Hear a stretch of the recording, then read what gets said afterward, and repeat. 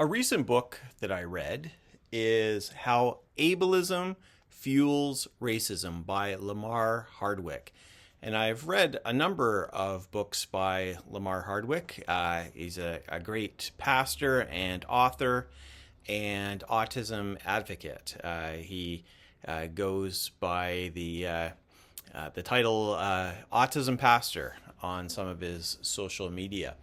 And he is a great guy and is provided a fantastic resource in this book. Now, you can, in some ways, see why ableism and racism would be put together, because both refer to marginalized groups that the mainstream seems to diminish and to take advantage of and to restrict opportunities. And so in that way, you might see some similarity.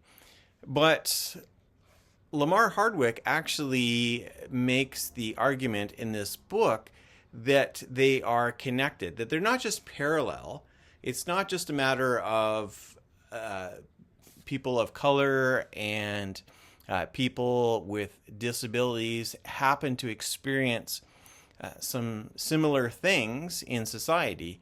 Rather, he sees a much closer relationship.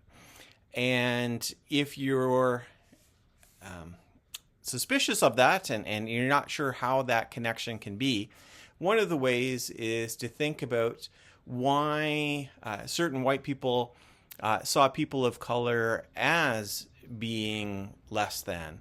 It's not just that they looked at people of color and said, well, your skin looks different, therefore you are different from us, therefore we don't like you. That's not the full story there. For many people, they looked at people of color and said, you are less than, that there is something mentally deficient in you. Literally, that people of color were disabled, that they just were not able to match the same standards as white people. And in this book, Lamar really digs deep into both the history of ableism and the history of racism and shows how they intersect over and over again. And one of the saddest parts of this book is that Lamar demonstrates that the church often was very complicit in this. It's not just a matter of that the church didn't speak out loud enough.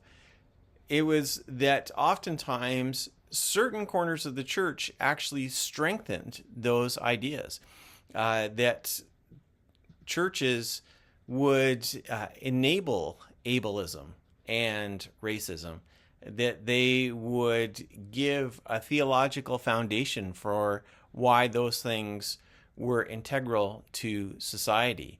And it's a hard read because of that.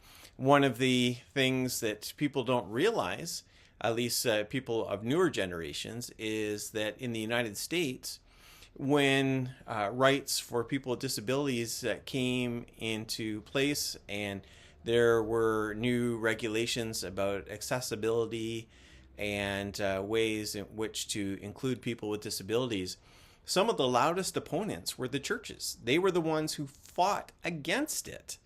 It is pretty unbelievable. And of course, if you look just a little bit before that, oftentimes there were churches involved in fighting against civil rights for people of color as well. And so it's a sad part of our story.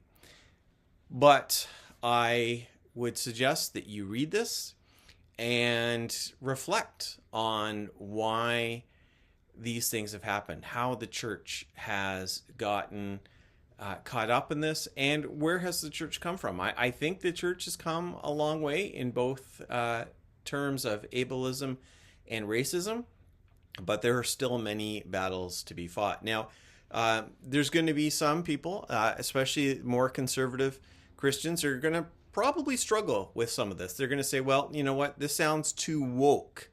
And for people who make that accusation, it's having a pretty bad definition of what is woke. They're going to look at the author as someone with a disability, as someone who is black, and say, well, look, there you go. He is fighting against white, able people, and therefore this is all woke propaganda. It is not. He backs this up in terms of research, as well as his own experience as a person of color and as a person with autism, and more recently as a person who's fighting cancer.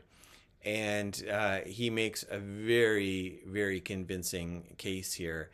And I would strongly recommend that you don't start from a place of I'm suspicious of anything that is calling us to be more inclusive. I would actually say open yourself up to what Lamar has to say. He is not a liberal Christian, if that's what people are concerned about. He is a very strong biblical Christian, but someone who is willing to advocate for what needs to be spoken about, and he does it very well in this book. So I'm going to leave a Amazon affiliate link in the notes to this video, and I strongly encourage you to visit it, and I'll leave information about his website as well. Thank you, and God bless.